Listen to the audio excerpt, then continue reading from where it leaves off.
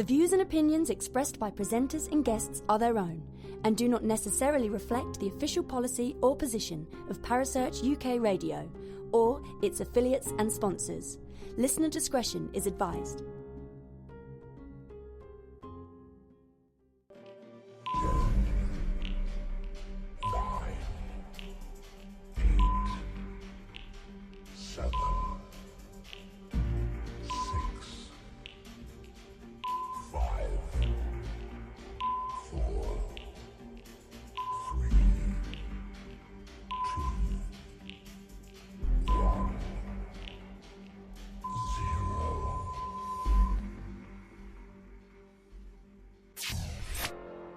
You're listening to Paranormal Concept right here on Parasearch UK Radio with your host, Paul Rook.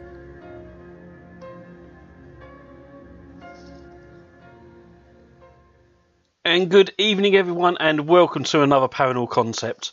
Now, a couple of weeks ago, I was racking my brains trying to think of what subject to do, and my co-host, Kerry Greenaway, hello, Kerry.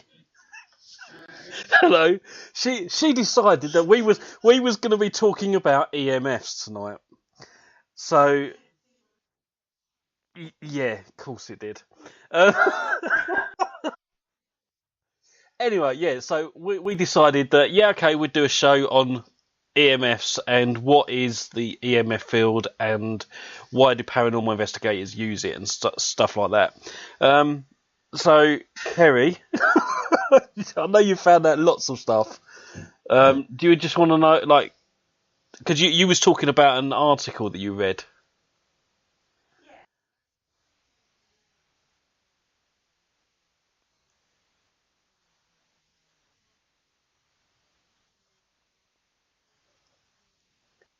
Electromagnetic fields on health, ultimately that was the whole point of the article. But it did give a rundown on EMFs, and that started me on this little journey that I put everybody on tonight. Okay. Oh, they can't hear me. You're on the output. I know everyone should be able to hear you now. Okay, so also join me in the studio tonight is Kaz Rooney. Hello, Kaz. Hello, Paul. Hello, how are you? I'm good, thanks. How are you? Good. Yeah, I'm not too bad. Did you do any research into the EMF phenomenon? Yeah, a couple of things, but I do have a couple of things of my own that I question about it quite a bit. Oh, right, okay. So the questions, good. Keep hold of those questions because my next guest, Carl Huchenson, he's with us and he's going to be hopefully answering most of our questions for us. Hello, Carl. Good evening, Paul. How are you? Good evening, Kaz. Feeling like a bit like the sacrifice horse to the donkey, you know? Yeah, blame Kerry. Bit worried, yeah. blame Kerry in totally. It was her idea. I like the way I'm getting this put severely on my back. Yeah, and it all stemmed from this article that you read. Yes, it did. It definitely stemmed from this article. As I say, it seemed like a good idea at the time. Yeah, not so much now, because you was up till 7 o'clock this morning doing A-level physics, was you not? A-level physics, degree level magnetohydrodynamics. Yeah. I've had a crash course. That's all I can say. Right. So, if anyone has got questions in the chat room, please feel free to put them down there, and we will ask Kerry because she's now done the A-level physics for you.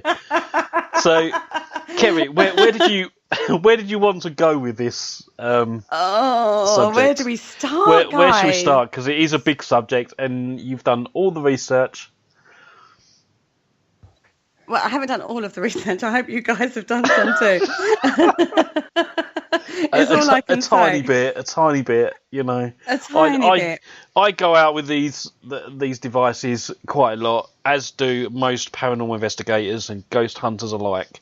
And, you know, we'll talk about the Milligores and the numbers and stuff like that, and not many people do know what a milligauss is.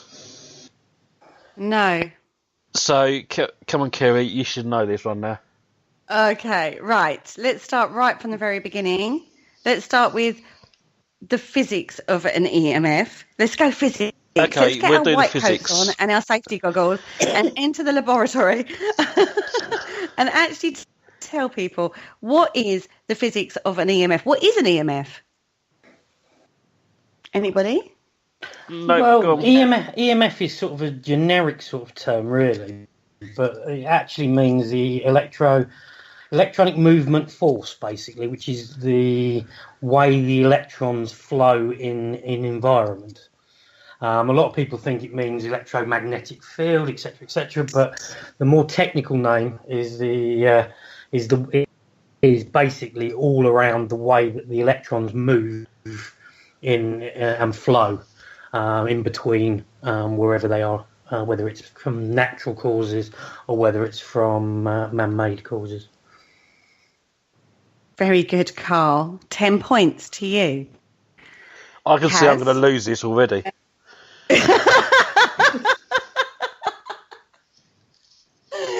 Okay. Right. Let me give you a little rundown on what I found out, because I went very technical with this. Oh, God.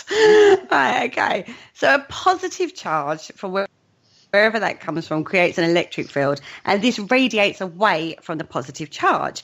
Now, if you have a current, which is a rate of flow of the electric charge, a magnetic field surrounds the electric field. Okay? So we have magnetic and electric fields. Now, depending on the voltage, depends on the strength of the electromagnetic field that's created. Correct. But there is another way that electromagnetic fields can be created. Now, if you have a changing electric field, even if it has no current running through it, it is just, in fact, it has an electric field, will create the magnetic field, right? And vice versa. So if you have a changing magnetic field, this thing creates an electric field. Yeah. So those are the two places that EMFs can be created. Correct, yeah. Yeah? Oh, thank Well you, done. Carl. I'm so glad you're going correct. Now, a seriously clever guy named James Clerk Maxwell. Now, Kaz, you're like this. He was Scottish. Excellent. Gotta love a Scottish. He was a scientist in the field of mathematical physics, and he formulated the theory of electromagnetic radiation, which brought together electricity, magnetism, and light as manifestations of the same phenomenon. Thank you very much, lads. Now, he demonstrated that electric and magnetic fields travel through space as waves moving at the speed of light. And he proposed that light is an undulation. I'm reading this little bit. Is an undulation in the same medium that is the cause of electric and magnetic phenomena. The unification of light and electrical phenomena led to the prediction of the existence of radio waves. Dun, dun, dun. Yep. Yep. He Awesome. also realised that this can create a chain reaction, which makes electromagnetic waves have an independent existence from the original source that travels outwards. Okay, so if you think about a frequency being transmitted from an antenna, that's how it sort of happens. Yeah, and it's sort of in layman's terms, it's a bit like when you throw a pebble in a pool of water. The waves ripple out from the source of where the pebble goes in, and that's basically how the field or the force or the flow, whatever way you want to call it, reacts. So it will emanate out of a central point of where it's emanating from. So as it goes further, it becomes less and less and less as it goes further and further out. That's right. Now, Okay. when we talk just about before you carry on, All right. Sorry. We've got a question in the chat room. Richard Clements wants to know who would use an EMF meter. Would it be electricians, for example? No.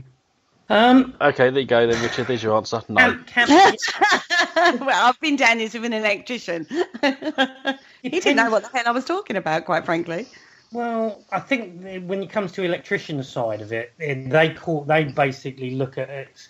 They look at something called a density of where the power lines or whatever they're dealing with, and they will use a form of an EMF meter to basically detect where power lines are in, say, studding, in walls, in grounds, etc. But I don't believe, and I could be wrong, and I'm sure people in the chat room will probably tell me if I am, they don't call it an EMF. They call it another name. Because I think it's more of a magnetometer, I can't actually so basically, they're looking for the distortion that's coming out so they can locate something. Yeah, that's basically what I found out as well, that they're basically looking for a voltage rather than an EMF. Yeah, they look for AC. They're looking for AC, I think. That's right. Whereas when we're out in the field, we're looking for the lower frequency spectrum rather than a mains frequency. God, I can't even speak tonight. Frequency spectrum. So it's like we're looking for a lot more the smaller electrical outpulses rather than the mains. Don't get me wrong, your equipment will still pick up on the mains voltages, but we're also looking for the lower spectrum range as well.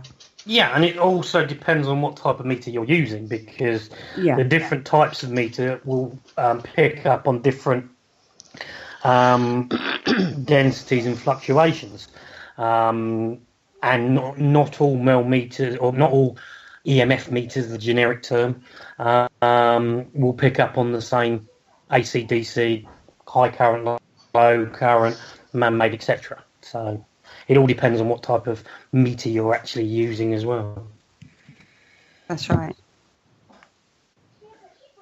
Shall I carry on, Paul? Yeah, you carry on, because it's just going right over my head at the moment, so keep going. Right, okay. So we got to the point where we talk about frequency being transmitted by an antenna, that sort of thing, okay? So then the oscillation between the changing electric and the changing magnetic fields can travel through a vacuum. So it doesn't necessarily need a wire Put your or something sandwich in the like microwave. Now, we need to get into the electromagnetic spectrum. Now, this is where I got a little confused. I'm not going to lie. Just a little? The wavelength, just a little. There were many times last night where I was bashing my head on my desk and going, oh, my God, what have I got myself into? I'm not going to lie. Okay, the higher the wavelength, the lower on the electromagnetic spectrum. So, for example, from lowest to highest, for the lowest is radio waves, like AM radio. Then it goes up to microwaves, like cell phones, TVs, that sort of thing. Then we go into the infrared. Then we go into the visible light spectrum, which runs red through to violet. This is like way too Then we go into ultraviolet, then to X-rays, then to gamma rays. Now, the smaller the wavelengths, yes, please, the more energetic the photons are, and the higher the frequency, the more dangerous they are. So gamma rays are like what you would get from like a nuclear explosion or something like that. Yeah. I love the fact that he's agreeing with me on this. I'm so glad I did my research. So would you get an EMF reading off of Bruce Banner? Yes. Who? Oh, awesome. The Hulk. Yeah. Oh. Careful. Well, you know me, I like to try and catch you off there. I'm like, what's that? I didn't research that term. Oh my goodness. Basically, the Hulk or Bruce Banner was basically in close vicinity to a gamma radiation explosion, which basically infused his body with gamma radiation. So, yes, he would be lighting up a Christmas tree if he walked near it. Okay, cool. Yeah, so don't ever do a ghost hunt with Bruce Banner. You'll be fine. No. No. Oh my goodness. Okay. Anyway. Now, sources of electromagnetic fields, they're all around us, just about everywhere, I found out. It was quite an eye-opener. Yeah. Oh, dear. So okay, I'm going to throw this to you guys because I've done quite a lot of talking already. So where would we find electromagnetic fields? What would emit electromagnetic fields, guys? Everything. Near enough. Anything that is on a powered level, so any type of object that is powered by some sort of mains battery will kick off some sort of form of EMF. So mobile phones, clock radios, anything basically around the house. You've obviously got your junction boxes in your house, you've got lights, you've got basically everything. Anything and everything will kick off some sort of man-made EMF. Could there be even EMF picked up from the human body? With electrical impulses and things. This is what I'm sort of thinking. Yeah, you would obviously need some sort of different type of meter or device to actually pick up on that level.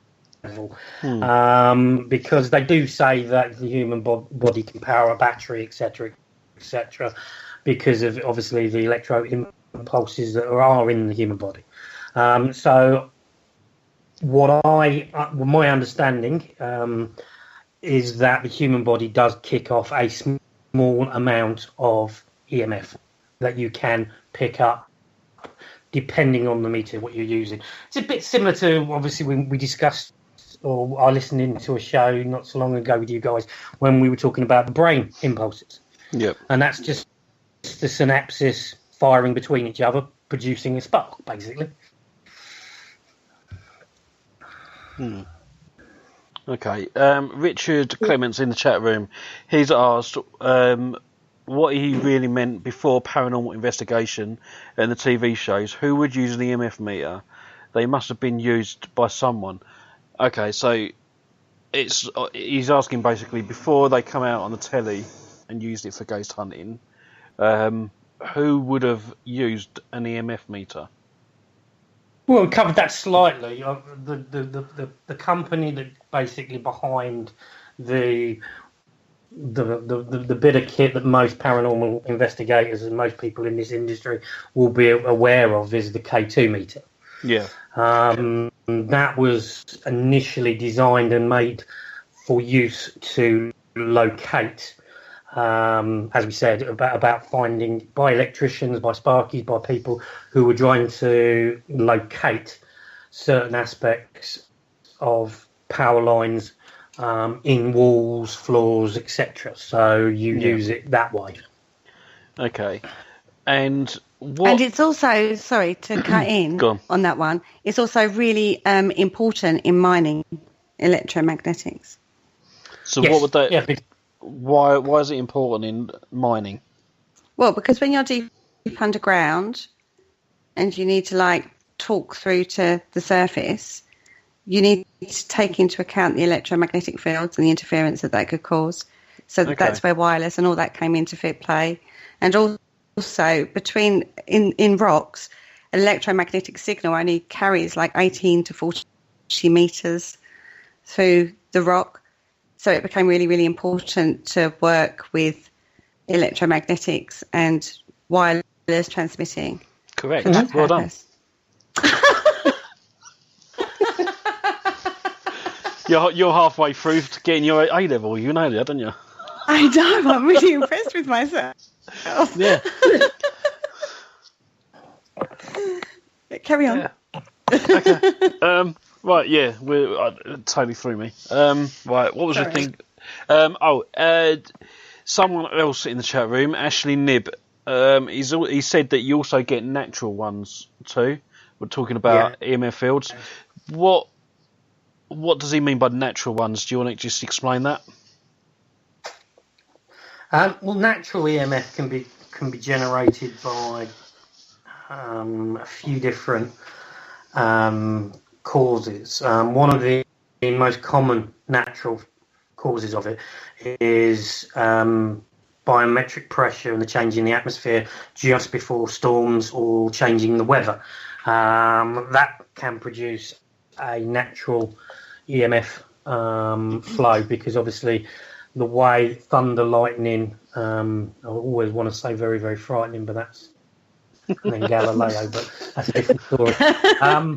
But yeah, there's the whole aspect, because of the way things are done. It's way they basically, thunder, lightning is basically the charge of atoms in the cloud. So they, from what we've just discussed earlier, is that if you charge something, it then produces a field. So that would be one of the main natural manifestations of it. So excellent, cool. Kaz, did you said you had a couple of questions you wanted to ask? Yeah, I mean, I use K2 meter now and again. I'm not a big... I don't use it a lot because I've been on investigations, there have been so many arguments about phones are interfering with the K2 and whatever, and put your phone on airplane mode and we do that. But it always seems to end up in an argument about that there is EMF still in the atmosphere, and that the responses you're getting from K2 aren't actually anything paranormal whatsoever. But what I don't get is, if there's nothing there plugged in, if there's no electricity running in the place that you're in, if you're in somewhere abandoned and you're getting responses on a K2 meter, then is it such a jump to say it's paranormal? Yeah, it's a huge jump, a huge assumption. yeah, I would say that. Yeah, that's quite a big jump, because particularly when you look at the K2 meter is a single access meter, so it's not covering more than one access of it, the three axes that you can basically pick up on, or using the current devices. The K2 has a lot of fallbacks. The K2 has a lot of false readings that can be produced. And you mentioned something about putting phones on airplane mode. They still will affect meters, because they still generate. I know they say they don't generate it in the way if it was on, but they still emanate fields from a mobile phone. And what I would always say, I know it's if you're going to go on an investigation, leave your mobile phone as far away from where you're going to investigate as possible, even though it might be on flight mode or whatever, because you want to be able to rule out all possible factors. And if you've got a mobile phone on flight mode, you cannot rule out that it potentially will be giving you false readings off meters. The K2 obviously is a single access. You can get devices which are a little bit more expensive, but a little bit more generically, I'm going to say, is scientific, which like the tri-field meter, which basically you can switch between the different elements. You can switch between AC, you can switch between DC, you can switch onto radio, microwave, etc. So you can basically try and use that. But all these meters have their own drawbacks, their own false readings. Yeah. And you're also discounting the Earth's actual magnetic field. Yeah. Because so you've got the Earth technically is a big magnet. Exactly. You've got two poles, and you've got a field going from one pole all the way around it to the other, and coming out the other side and going around again. But it hits from the Earth itself. It hits from three different angles. Yep. So you have what comes in from space into our atmosphere. We've got our atmosphere itself, and also the Earth's underneath, what's happening underneath the Earth as well. So even if you discounted every single electrical appliance and mast and mining issue out there, you would still have the Earth itself causing interference at some point. Yeah, unless you were in a some sort of leaded tomb, basically. Yeah. Out anything, or a giant Faraday cage. But even that isn't completely infallible. No. A Faraday cage isn't completely infallible. All it is designed to do is to block EMFs from electrical pulses. Yeah. And unless you've got a complete continuous covering of conductive material, you are not going to be able to block every single EMF going. No. So even that is, a little. You have to be really, really sure. You really, really need to know your location, and the meteorological conditions and the geological conditions and everything at the time. And that's kit that, quite frankly, you're looking at a heck of a lot of kit that you would need just to measure all of that, just to discount an EMF field. And a lot, and very, very expensive, and potentially not very mobile. Yeah, exactly. So So they are useful in regards to if you get a fluctuation of EMFs in the environment, it's useful in regards to saying, yes, there's been a fluctuation in the environment somehow, but then pinning down what that fluctuation was and what caused that fluctuation is not easy. no. And you can't jump to the assumption that just because you had a fluctuation in an EMF field, like a hit on a K2 or the other appliances that are out there, that it is paranormal. No, Okay, there's no scientific. Okay, good. And I was just going to say, Ashley Nib in the chat room again. He's playing devil's advocate now. He's asked, why do we associate EMF with the paranormal? Who's to say they have anything to do with it at all? Oh, now there is the crux to the matter. There is the big elephant, the white elephant in the room, because there isn't any scientific research or case studies to indicate that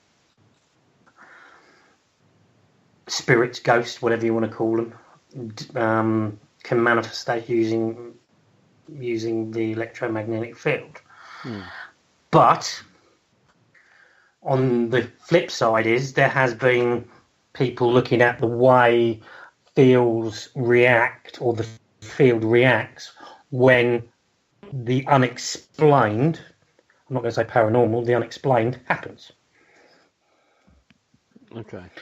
Because there's a lot of people out there, which I think is a little bit of the crux as well of it, is that they've been told by either watching TV, going on the internet, that ghost spirits basically use the EMF to basically create or produce activity or manifestations, etc., etc., etc.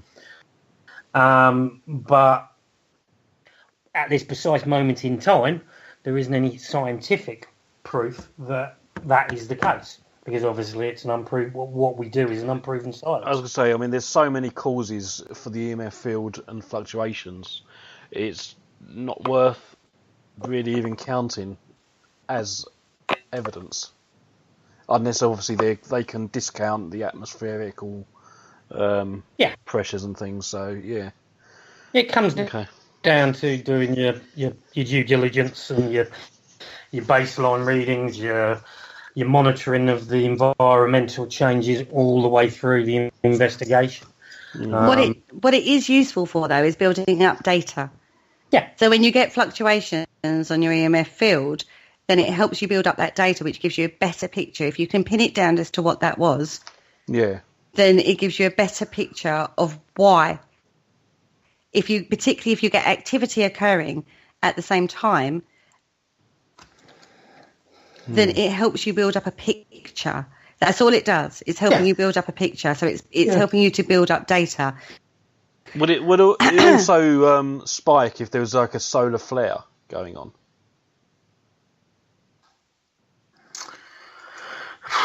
Difficult to say, depending on where you are in the world.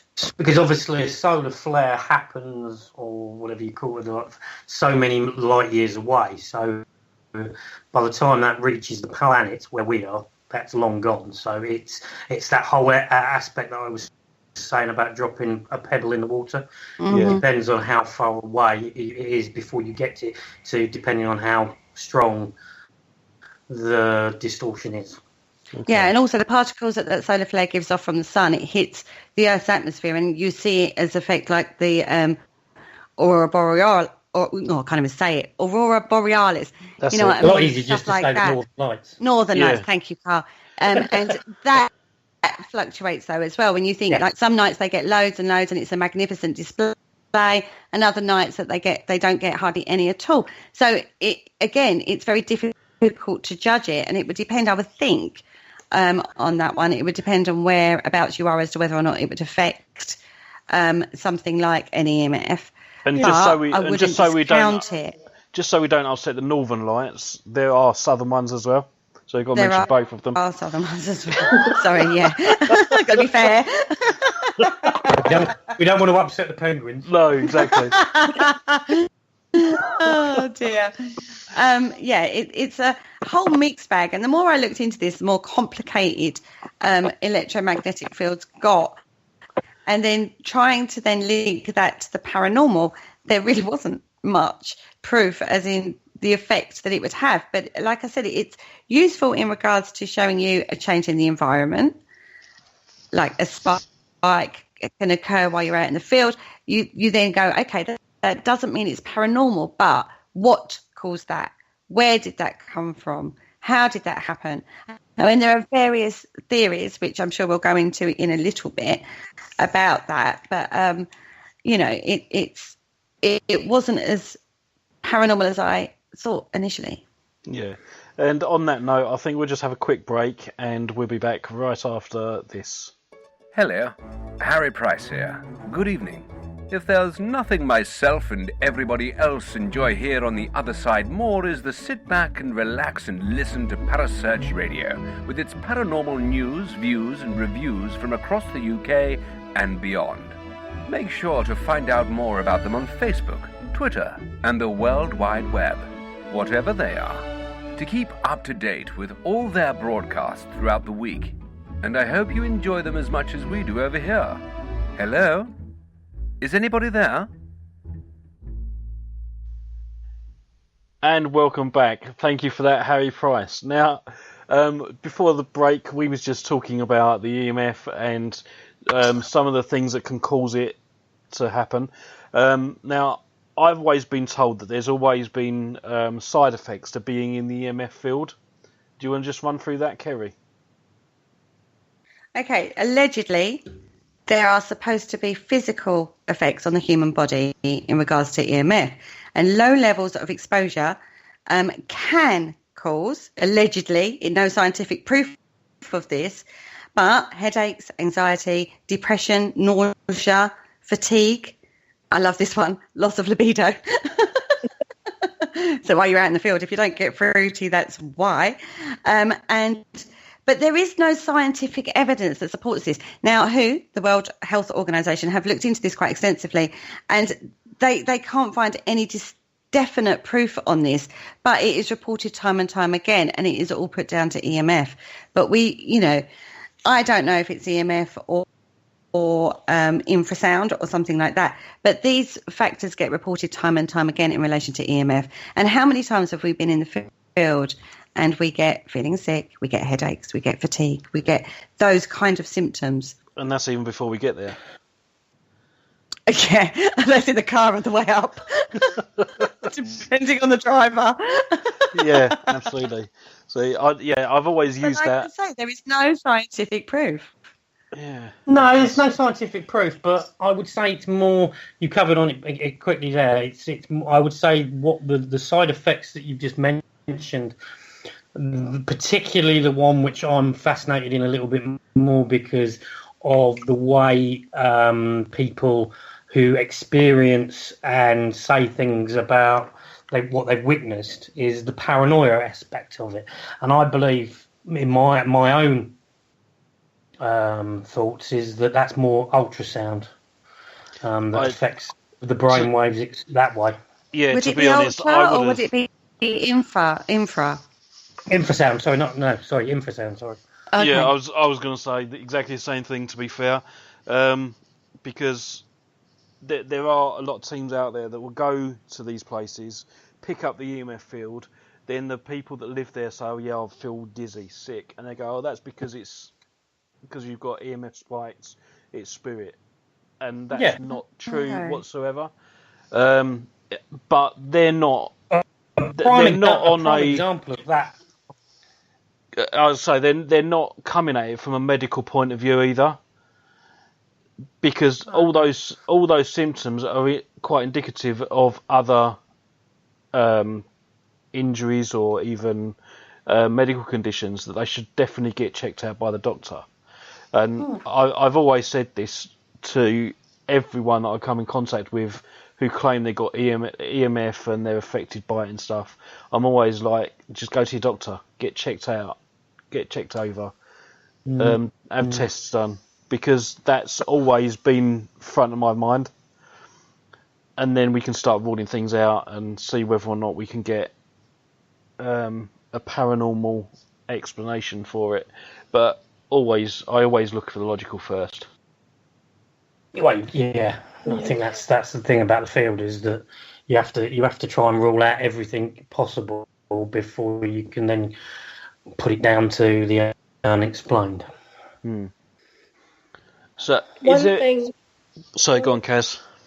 One thing that I don't personally use them. I have been with teams that have used them before, and I think they're completely useless. I don't understand why people use EMF pumps when they go on investigations, because an EMF pump basically is looking at if you believe in the link between high EMF spikes to paranormal activity. Yeah.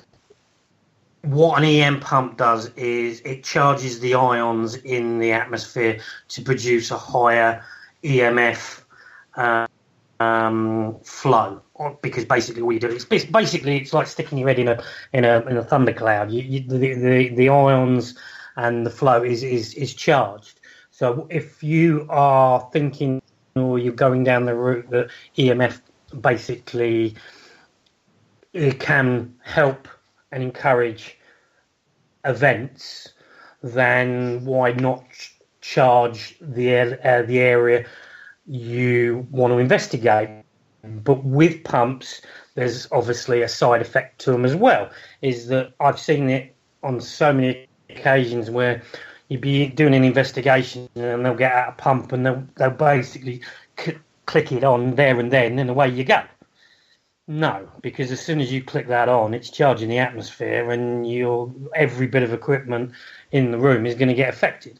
If you're going to use a pump on an investigation, put it in there an hour, 2 hours before you physically go in there, and make sure it's away from the area that you're going in a long time before you actually going in there. So you just charge the ions and then get out. And then try it that way. But it all comes down to whether you are looking at it that high EMF or spikes, etc., produces activity. See, that's why I think they're completely useless. I don't think they actually help in any way when you are investigating, which is why I personally don't use them, but I do know different teams that do use them. I don't see the point to it. I really don't. The thing is, there is one theory that spirit or ghost or whatever you want to class, that as, uses the magnetic spectrum rather than the electric magnetic spectrum. Yep. Yeah. Right? So if you use an EMF pump, although you're boosting both the electromagnetic field, so you're boosting both sides, if you're boosting that, if the theory is right that they can use their magnetic fields to come through, then it increases activity. But there's no proof. It's a theory. It is. It's all a theory. Yeah, I mean, I personally, I don't use an EM pump. Again, I don't see the point of them. They're just a box with red light on it. totally boring. So what I use instead is a what they call plasma ball. That's it, and it still pumps out high EMF, but you've also got the visual electricity coming from the central ball, and if there is a spirit there using that energy, whether it be magnetic or any other type of energy that it throws out, then it should be able to affect the electricity that's coming out of the central ball. So it would be a more visual thing rather than a EM pump and a red light. I'd just an EM pump shouldn't be. An EM pump is a tool to basically charge a room. It's not. Yeah. Shouldn't be used as part of an investigation, i.e., say you're using it to at the same time you're investigating, because that's not what they're designed for. When you talk plasma balls and stuff like that, that is what you say, like a visual effect of showing the electricity, and you can get it where it touches, it moves, etc., etc., etc. So the two different elements. An EM pump is like an EMF vortex. It's basically used to charge an area before you go into it to see whether activity will happen. If you then believe that EMF, magnetic or whatever flow or whatever axis you're trying to look at produces activity. Yeah. So, Kerry, what else did you find out? Well, or have you now got to the end of your research? No, because when I was, I touched on the Earth's magnetic field, because obviously that is more my baby than anything else, really, to be fair. Yeah. Now, like I said before, the Earth itself is incredibly electromagnetified. I made a little word up there, guys. Did you like that one? Awesome. I love that one. That'll be in the dictionary next week. I know. I'm making my own dictionary as we speak. And this is variations in electro and magnetic fields, which is coupled to changes in particle density. So it makes a difference as to regards to, the environment you're in. Now, I know everybody hates the fact that stone tape theory, but this is where I kind of sit in with crystals and minerals. And when you start looking at magnetic fields and crystals and minerals and stuff like that, it lends a little bit more credence to the fact that maybe they're recording on a magnetic level the events that have occurred, if you know what I mean. Yeah. So that's sort of where I went. That's sort of where, I think a lot of the other factors you pick or put down to natural causes or other factors that you need to discount previously, but I do think the geology and the meteorological, I can never say these words, factors are really, really important. We think they're incredibly important. Before the show we were talking a little bit in the atmosphere that you can't necessarily hear. Well, could spike a storm that has occurred 50 miles away creates an electrical charge in the atmosphere 50 miles away. You won't necessarily hear or see that or know that that's happening, but that can cause a spike on your EMF. Yep. Because it travels. Yeah. It's like, as Carl said earlier, it's like throwing a pebble in a pond, and think of the ripples that come out. Very, very similar to how electromagnetic works in the natural environment. Seismic activity, an earthquake could happen halfway across the world, really the entire core of the earth. You won't feel it, you won't see it, you won't even necessarily know about it, but that is going to cause a magnetic field. That is going to cause something. So basically, then any hits on the K2 meter, you really can't ever discount a natural phenomenon. No. Because there's always going to be a thunderstorm somewhere on the planet. Personally, if it was me, I wouldn't use a K2 because the K2 has too many fallbacks and reasons for false readings. Yeah. And something that I've noticed, which we can possibly go on to and see what people in the chat room think, is using an EMF meter as a communication tool. You've all seen it, flash once for yes, twice for no, and all that sort of stuff. Yeah. where does that come from? And I did, when I was doing my research, it looks like it was the amazing Chris Fleming who basically did it on an episode of Ghost Hunters back about 10, 15 years ago, that used a K2 to basically get communication with a spirit in his terms. But and then obviously that then spawned a lot of things that started to come out in the field, where you've got like the Ghost Pro meter, which basically will flash once for yes, twice for no, and all this sort of stuff, and other devices that suddenly appeared. But I personally think that if you're going to use something that is less likely to give you false readings, go away from a K2 meter. Yeah. I can understand that. Sorry. No, sorry, Kaz, you go for it. I was at an investigation the other night, and we were out, basically outside in a wide open space. But some people were using K2, but they were also using periscope meter. Yeah. And I do have to say the person that was using the periscope meter was saying like, oh, this doesn't get affected like the K2, whatever. But I still didn't think it was much use. So I don't know. I would say using the meters are a great deal of help, except for, like as Kerry was saying, notice a fluctuation or a change. That's about it. Because you can't prove anything, really. No, and I completely agree, because at the end of the day, and I know I'm probably going to get clap hands from the chat room, I'm going to use one of the lines out somebody in the chat room, it's all about data. It's because you're trying to capture a picture of what's happening at any particular moment, so you need to be looking at all aspects of what the environment is doing, the natural environment, the unnatural environment. So to just go on a flash of a light on a K2 machine and then go, I'm talking to my Uncle Ned. No. I think you've just got to look at it a little bit, take a step back and just think, right, okay, there are so many reasons for EMF that I cannot just go on by one device. Yeah.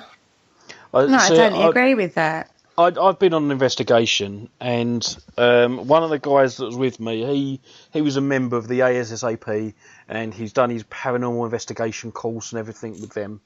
And we picked up on what appeared to be a ball of energy in the middle of a doorway.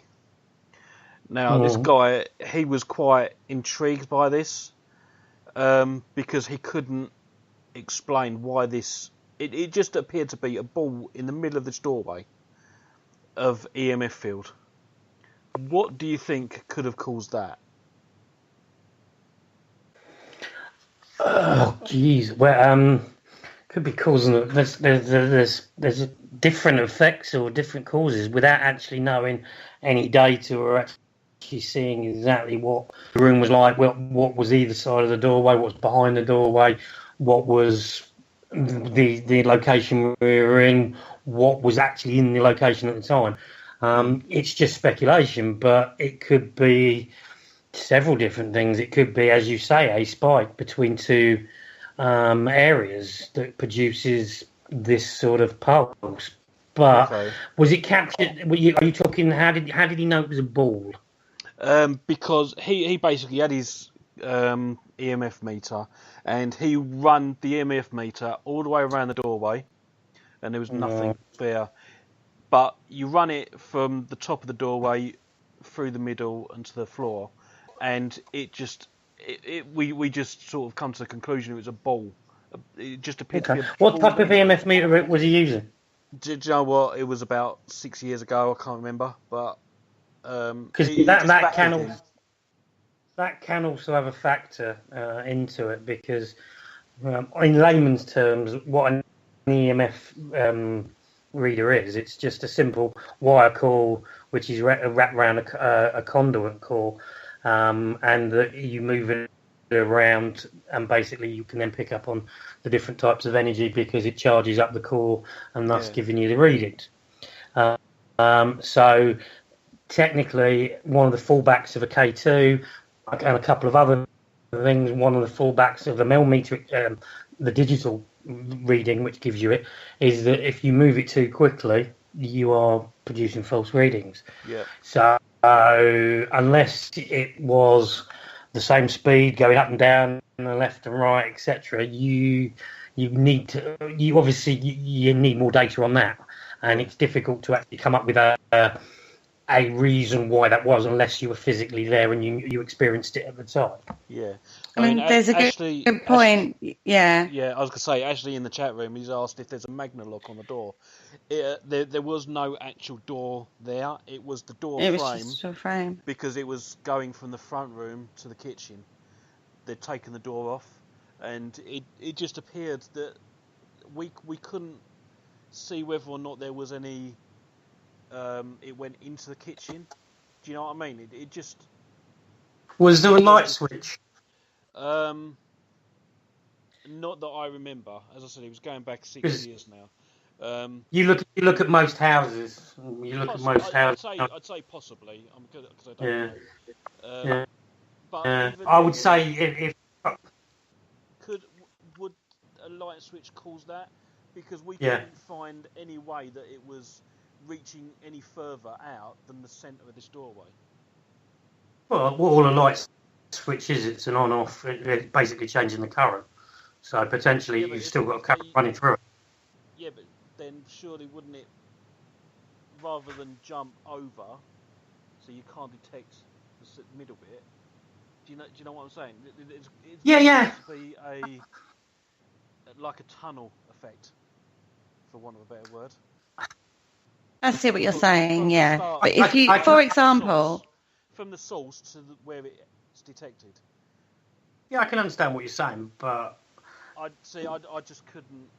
I didn't understand it at the time, and it was this ASSAP guy that picked it up, and it sort of through him, you know. He was really quite interested about that particular piece of evidence. But, we couldn't explain it. So it just was put down as unexplainable. I just thought I'd throw that in there just to see what you thought.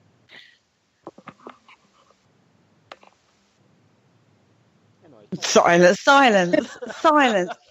Unless you were there and you was able to, discount everything, it's very, very, very difficult to sort of like say what was going on there. But if there was a hidden wire behind the wall on either side of the door frame at that level, we've talked about EMFs being able to travel through a vacuum. You know what I mean? There's all sorts of factors you could have looked at, or needed to be looked at. And also, was it a sustainable, and I'm going to air quote, bubble? It was there. It was what appeared to be a bubble of EMF charge. But what I'm saying, was it sustainable? How long was it there for? Was it there momentarily, or was it all the time? Quite a while, probably about 10-15 minutes, and then it just vanished. Then it just went, disappeared. Yep. So I don't know. I really don't know what caused that. No. But I will still put it. But like I say, you have to look at so many different factors in regards to EMF fields. You know, the more I looked into it, the more I came to the conclusion that, EMFs are one of those factors that are evident everywhere. There are so many factors that affect EMF fields to some level or other. There's so many different levels of EMF that you can pick up on in the field. I mean, we talked at the beginning of the program about, the spectrum, the electromagnetic spectrum, and what, where it sits. I mean, when we do investigations or when we do seances, we do it in like red light, because apparently spirits work better in a red light than they do on an ultraviolet light spectrum. And yet I've also heard people talking in the field that they've turned their cameras onto ultraviolet and picked up more I'll use the word loosely, evidence. Do you know what I mean? So light spectrum could possibly be a factor as much as anything else, but that's only the tiniest part. The visible light spectrum is the tiniest part of EMF fields. Like I said, we started from radio waves being the lowest through to gamma rays being the highest. So you have got so many levels that you need to discount before. I mean, obviously, gamma rays, you'd be able to say, well, there's no nuclear explosion or bursting star going off in the universe at that time, possibly, that could have caused that. But you don't know if for that specific particular point in time, a radio wasn't trying out a new AM frequency. For a small segment of time, you don't know that somebody local, as in within, a 20-mile radius, wasn't trying out a low frequency EMF AM radio that for that 15 minutes affected that EMF field at that particular point in time. And that's where it just seemed to manifest. Do you know what I mean? Rather than it being a spirit, or a paranormal event. I'm not saying it wasn't. I'm just saying it's a possibility that you need to discount. But unless you go knocking on everybody's door for the immediate radius that could have occurred or could have affected, you're never going to know. For all you know, underneath that specific point in time in the Earth's core, there may well have been some form of shift that caused an electromagnetic field that sent up that bubble of EMF. Yeah. Or magnetic field. You don't know. No. Yeah. Because at the end of the day, you're talking about that. You've got the tectonic plates in the world that are always shifting, so they're always causing frictions, and that's obviously how earthquakes and whatever happens. So you've got so many factors to take into account before you can actually do anything like this. Yeah. I'm quite. Yeah, I just feel sometimes that people look for an explanation for an EMF field a little bit too generically. Does that make sense? I totally agree with you there, because we did have a medium with us, and just because I can't explain what that was or what caused that, it doesn't make it paranormal. So I would just put it down to being unexplained, and just because I can't explain it, don't mean to say someone else will in 5 years' time, But the medium there, he was quite adamant that it was a vortex where the spirits would come in and out of the house, and I'm like, well, I'm not too sure about that, but okay, whatever, floats your boat, It was like, but that was his explanation for it, and I don't tend to agree with that. But yeah, I mean that was what his views was, and I'm sure plenty of other people would come to the same conclusion. And if there are paranormal teams or ghost hunter teams out there that go to these places, they're giving people the wrong information, and that sort of gets on a little bit. I think it's. I can understand where you're coming from, Paul, with reference to what you just said, but I don't think it. There's teams out there, obviously, that we all know and we've all witnessed and whatever. But I think there's also it's coming down to having a knowledge of what you're doing. Just because you've got a black t-shirt and a silver aluminium case and a baseball cap doesn't make you a paranormal investigator. I'm a bit disappointed now. Yeah. You have to do your own research, whether it's down to equipment, whether it's down to the science behind certain natural things that happen. It just means that you have to be able to look at something and then use your experience, not saying you're not expert, but your experience to see how you can rule out certain aspects. Yeah. And as we've always said over these shows and listening to you guys on on doing shows. One piece of evidence doesn't explain it. You've got to be able to look at something where you can. I think in an ideal world, you want to be able to recreate it in various different locations under the same environment. And then then you've got something like a proper case study, a proper scientific thing. Is if you can create the same natural environment in a location time and time again, and you get the same activity, I would say that's more interesting, because if you can control things in a controlled environment, you've got more chance of basically be able to rule out aspects to get to an end up of a certain point of view. But I mean, you're never going to be able to rule out the EMF then, are you, really? No. So you might as well just not bother with a K2. That's yeah. That's the bottom line, really, isn't it? No, I wouldn't bother with a K2 anyway. Well, that's fine, because I don't actually own one. There are definitely other ways. There are other ways of communicating with an alleged spirit than relying on an EMF meter.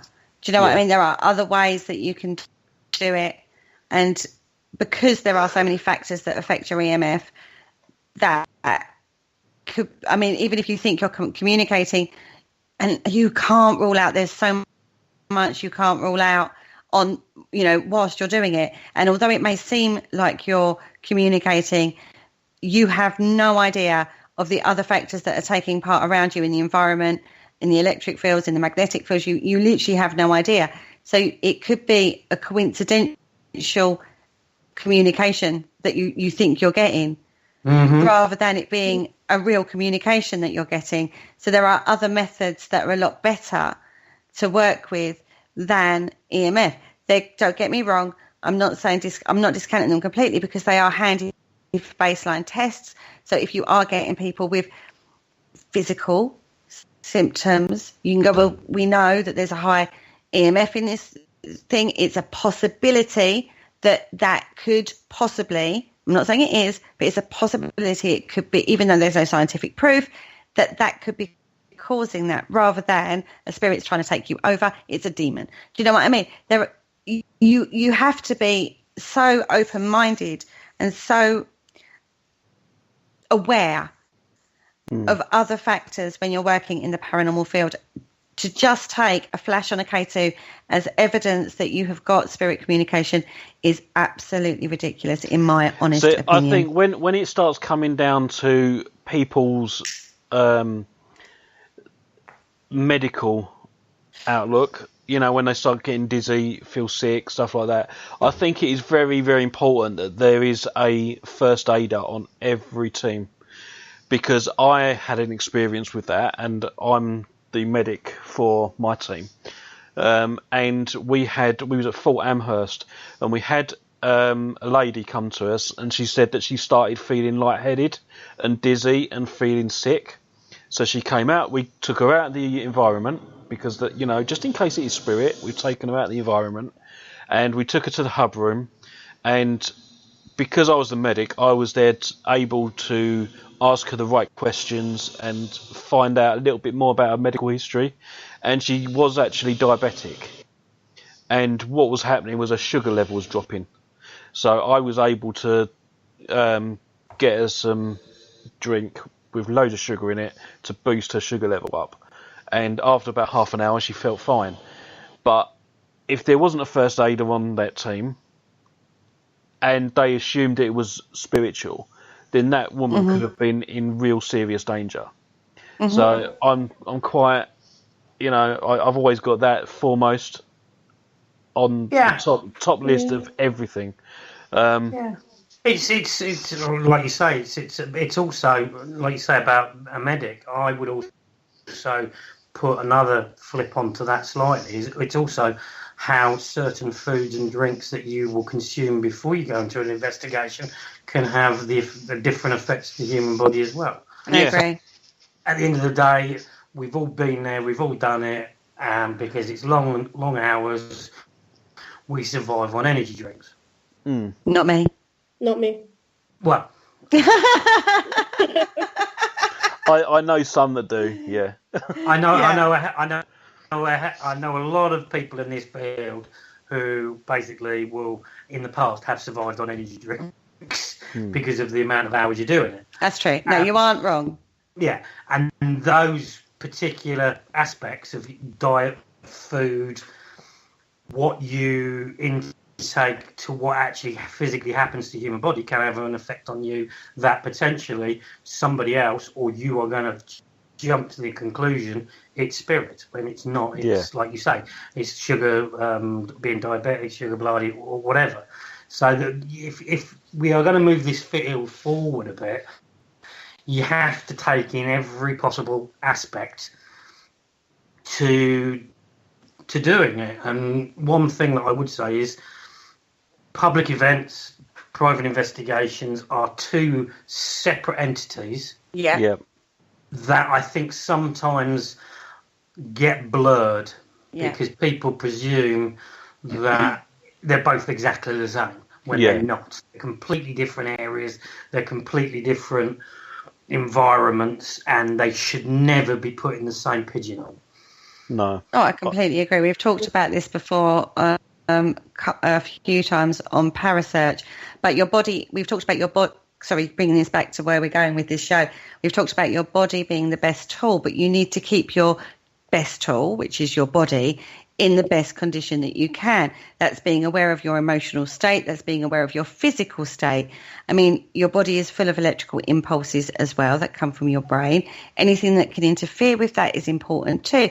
So you pump your body full of sugar or, from these energy drinks or high processed foods, then this is going to affect your emotional responses to things. I mean, you go out on an investigation, your adrenaline kicks in.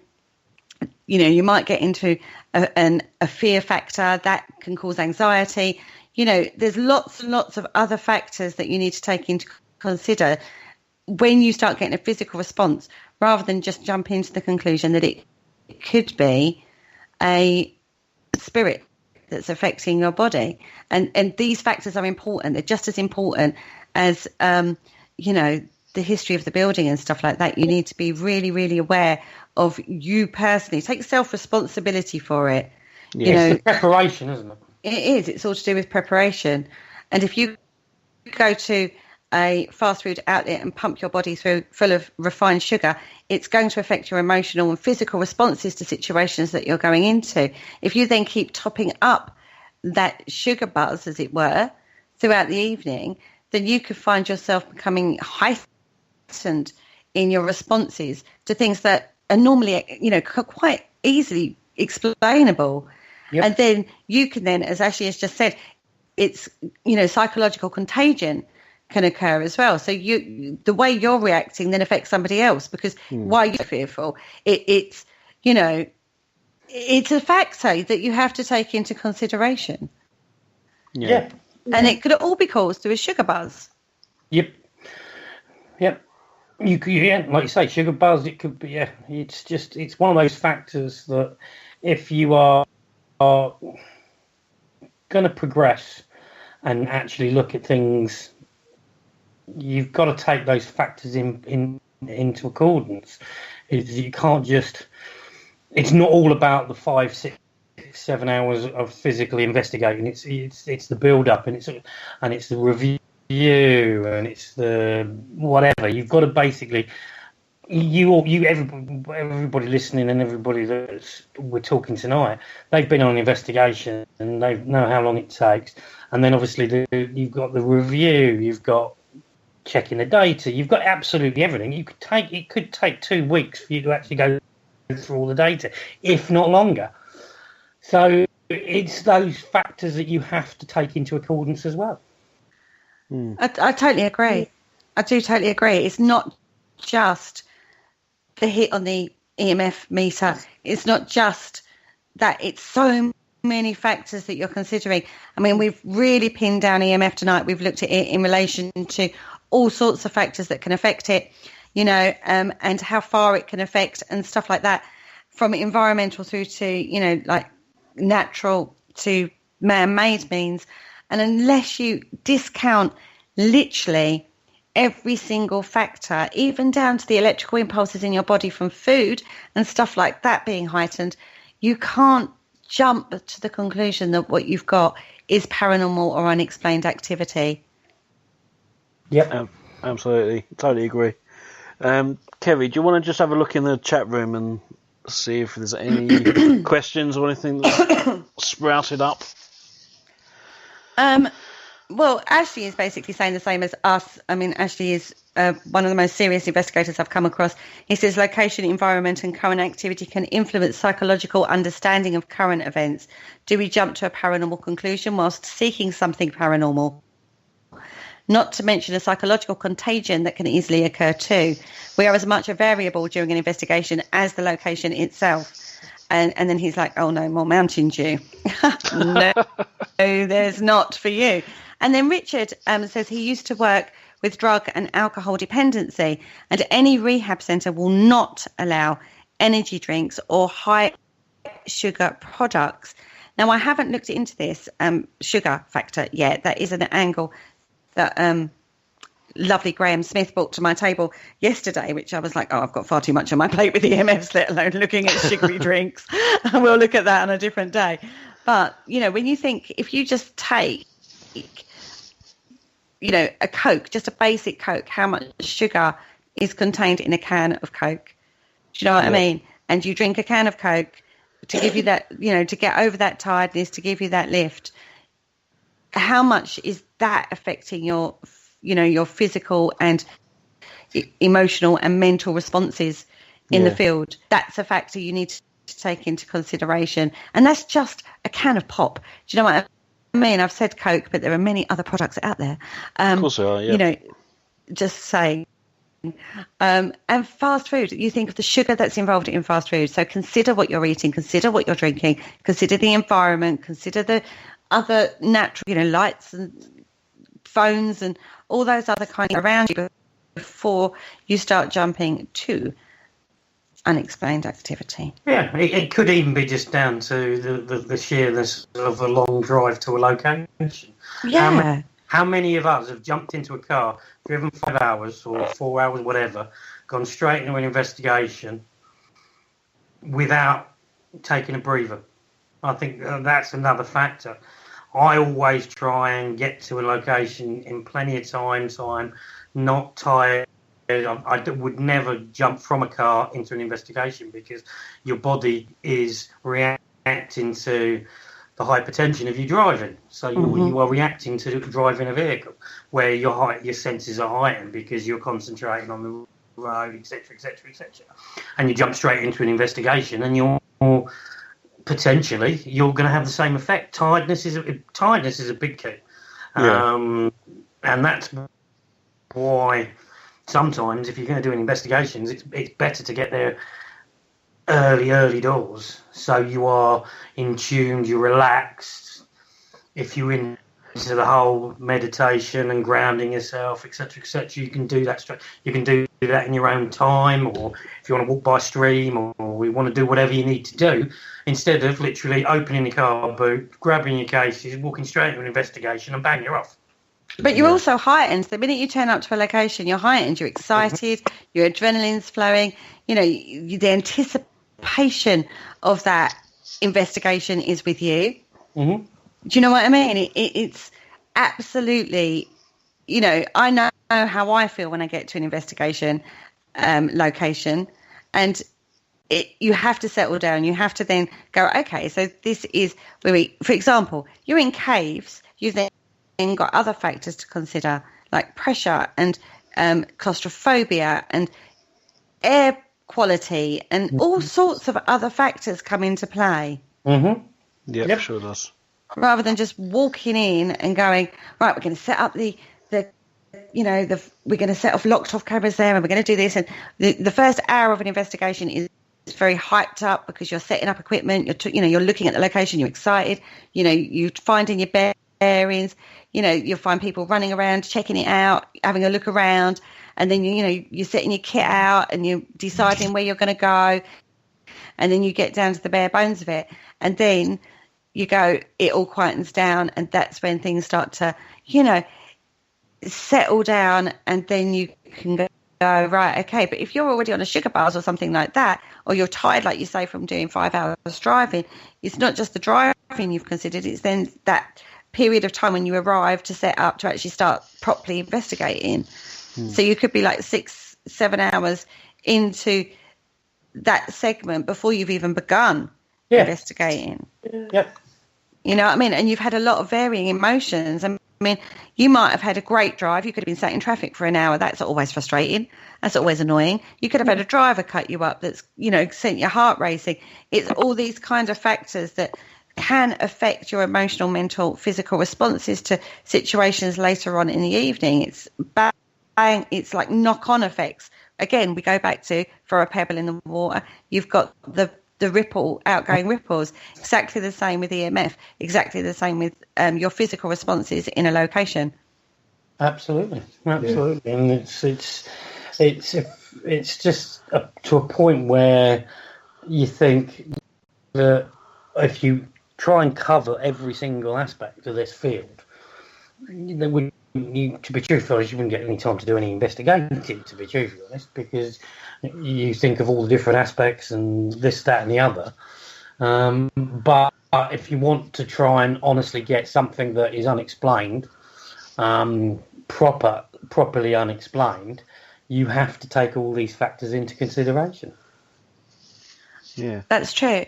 But one thing, going back to EMF meters in the paranormal field, they're good because they give you a pointer in regards to a change in your environment. They give you an indicator into a change in the electromagnetic fields. That doesn't mean it's paranormal, but it shows you something is going on in the electromagnetic field.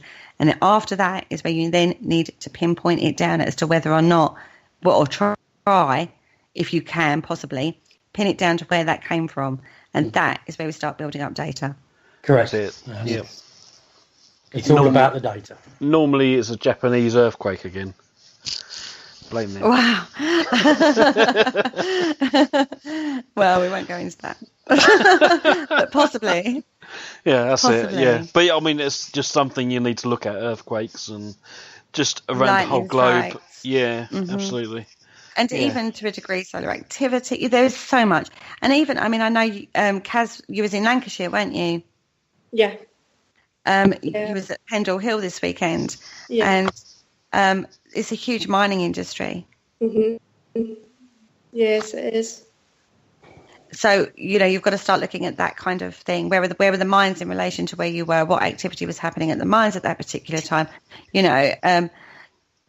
Just things like that need to be looked at. But it is huge. I mean, how can you pin that? You start going, oh God, where do I start with pinning it down? It's very, very difficult to do that unless you've got it, got contacts in all the right places, in all the right areas. Now, before we go, because we're kind of running out on the EMF, Kaz, you was out investigating at Pendle Hill this weekend, weren't you? Yes. And you was able to trial the new app, wasn't you? I did try to.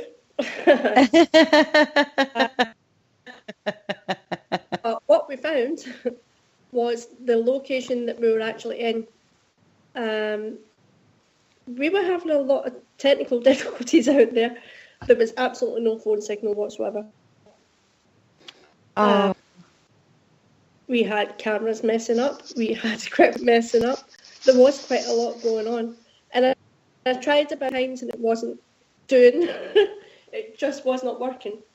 Oh, that's a shame. I know, but I am headed to Scotland this week, so if I get a chance on Sunday, I'm actually going to take it somewhere on my own on Sunday and try it. Fantastic. So stay posted on that. That's sort of where we're at with it, aren't we, Kaz? Yeah. Awesome. So how was the investigation in general? It was good, but I just felt that there wasn't enough time. I was only there for, 1 day, really. And I don't really think in a place like Pendle Hill that's enough time. You need at least a couple of days there because there's so much history in the place, and there's so many places to go. You can't possibly cover it all in one day. You can't. But I did enjoy it, but I do plan to go back to it. Well, that'll be good. It will be, I hope. So Kerry, before we all do go, what is on the radio station this week? What's coming up? Well, tomorrow night we have Penny with her Haunted Histories. She is doing, I'll be honest with you, I can't remember exactly what she's doing, but she always does a great show. So she's doing Haunted Histories tomorrow night. Isn't she doing St Thomas's Hospital? That's the one. Sorry. Yep. Yes, she is doing St Thomas's Hospital. I thought she was doing something else, which is why I got a bit thrown, and now she's doing St Thomas's. But as always, she's doing a fantastic show. On Thursday night, we have Paramania with Jay Lynch. Are you going to join us for that this week, Paul? Do you know what? I really don't know. I will be home, so I may be free. We'll see. I will drag you in there, kicking and screaming like I did on the pop-up show we did on Saturday. Yes. Yeah, we did do a pop-up show on Saturday evenings. So if you missed it, it's on podcast. It was very good, even though, it was very good. I didn't slur too much, I feel. Yeah.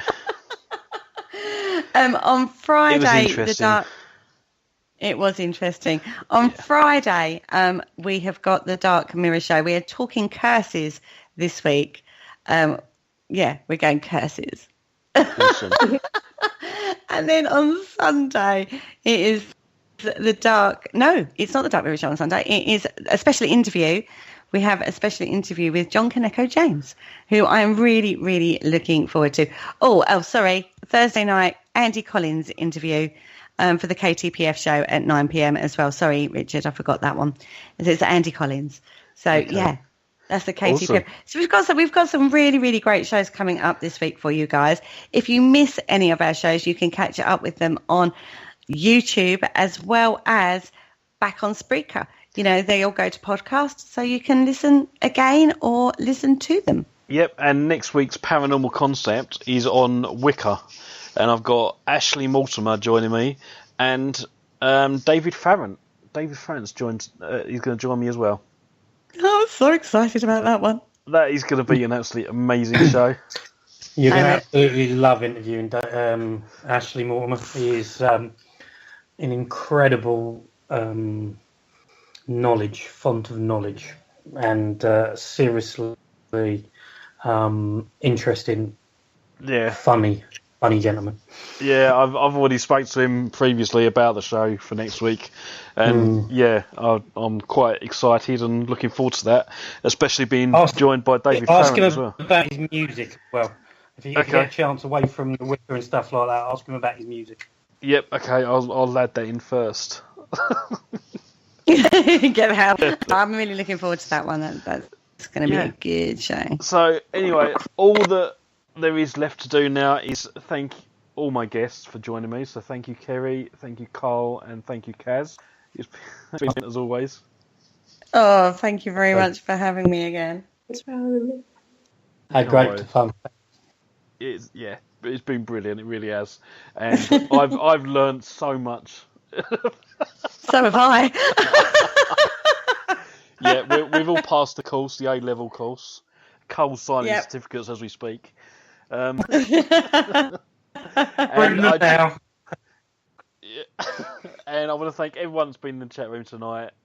Ashley, Nib, Richard Clements, Lindsay Waghorn's in there, and various other people. And thank you for all your input. Graham Smith has been listening. I will just add in. Graham Smith has been listening. He's been messaging me going, how do I get in the chat room? Mark D was also in the chat room as well. He popped up for a little while. I hope he's still here. Thank you everybody for joining, and I shall see you all again next week. Fingers crossed. So goodbye, everybody. Good night.